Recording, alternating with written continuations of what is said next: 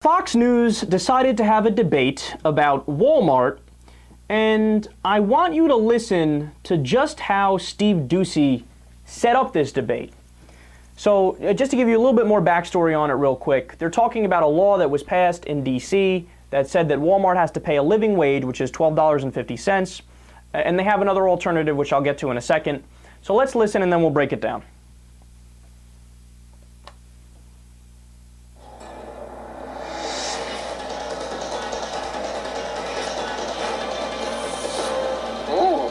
Walmart out. The retailer ditching plans to build 3 new stores in Washington, D.C. This after the D.C. City Council passed a bill requiring them and other big box retailers to pay at least $12.50 an hour, not the regular $8.25 minimum wage. So is this the death of free enterprise as we know it? Joining us right now for a fair and balanced debate is Kevin Hassett, the Director of Economic Policy Studies at the American Enterprise Institute, and Steve Doocy, Director, External and Governmental. All right, let's stop it right there. At the Economic Policy Institute. Guys. The death of free enterprise as we know it. My favorite part of this is, he goes, is this the death of free enterprise as we know it? And in the very next sentence, joining us for a fair and balanced debate. How do you not see the contradiction? This might be the death of free enterprise! Anyway, for a fair and balanced debate, you just loaded the debate in the most absurd way you possibly could. And the death of free enterprise? No, you know what the death of free enterprise would be? Joseph Stalin. Communism. The confiscation of all private property would be the death of free enterprise. This is nowhere even close to that. It's just basic regulation of the marketplace. You know what else is basic regulation of the marketplace? Child labor laws. Are you against those too? Having the FDA to make sure our food isn't poisoned. Is that a bad thing according to Steve Doocy? Now, understand.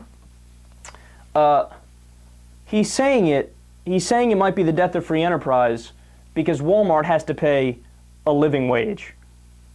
Oh, how terrible. It's so hard, a living wage. Not an exorbitant wage, not $50 an hour, a living wage.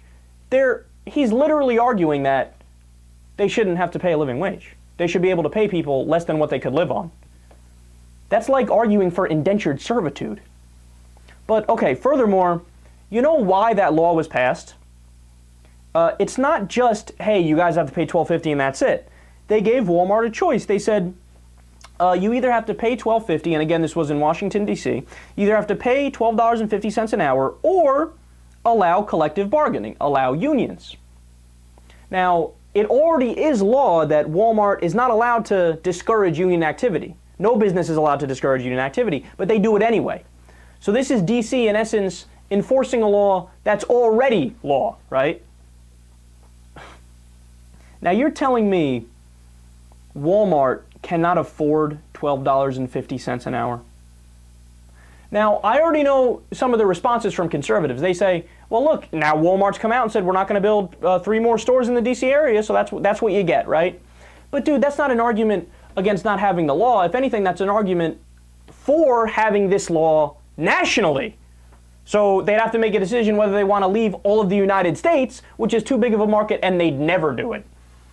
So, yeah, they might leave D.C., but that means, if anything, the federal government should pass the exact same law because it's a great law.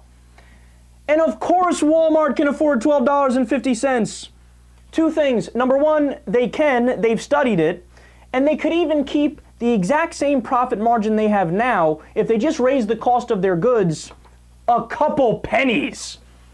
How many people in the history of the world have gone, you know, I was going to buy that barbecue for $110.12, but now it's $110.14, so I'm not going to do it.